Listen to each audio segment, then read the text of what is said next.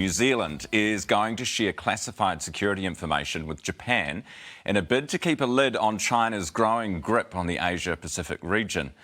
Prime Minister Jacinda Ardern and her Japanese counterpart announced last night they're negotiating an information sharing agreement for closer engagement on security issues. Joining us now is Otago University international relations expert Robert Patman. Good morning. Good morning, Ryan. This is a very interesting development. How will China feel? Because given the history between China and Japan, how will China feel about this? Well, I don't think China will be ecstatic about it, and it may well sort of make some rumbling noises in diplomatic terms in the direction of New Zealand. But I think it's no secret that the Ministry of Foreign Affairs and Trade and this government have been seeking to upgrade the relationship with Japan for a number of years, and that was making good progress before the interruption of COVID-19.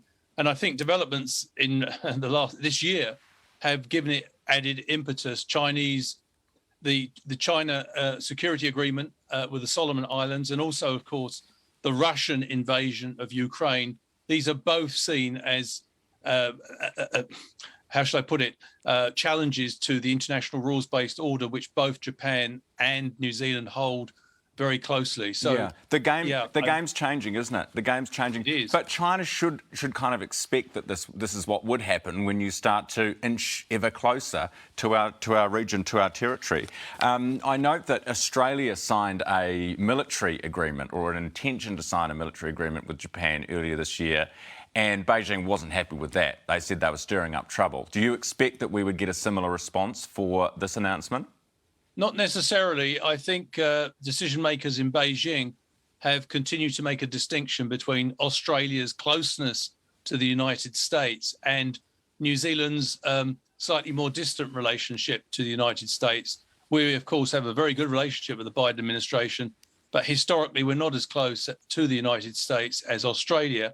The interesting thing is that in Tokyo, the Prime Minister made a point of saying, despite welcoming this real, almost breakthrough in relations with Japan, she said at the same time, this is not a time to pigeonhole China as being closely aligned with Russia, or words to that effect. Yes. So I think there was a determination here on the part of the government to try to keep a dialogue going with China and not, in a sense, buy into the argument that China is strictly aligned with Russia. I mean, China has you don't want to bite the hand that feeds you, do you? With China being our biggest trading partner, obviously, that's right. It's a tightrope that the Prime Minister's walking.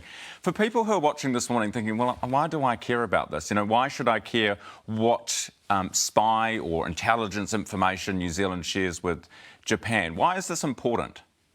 Well, it's very important for us as a country because although we're a small player, we are globally active in terms of trade. We trade with more than 100 countries, and we're dependent on something called the rules-based order. We're not big enough to make our own rules, so we need international institutions to uphold them. And basically, Japan and New Zealand, as well as the majority of countries in the world, see eye to eye on this. And therefore, this sharing of information is designed to make sure that countries which engage in unilateral actions, such as China in relation to the South China Sea, or Russia in relation to the Ukraine, these sort of authoritarian forces are held in check.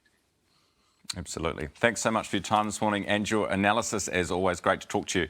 Otago University international relations expert Robert Patman. It's just gone 25 minutes after 7.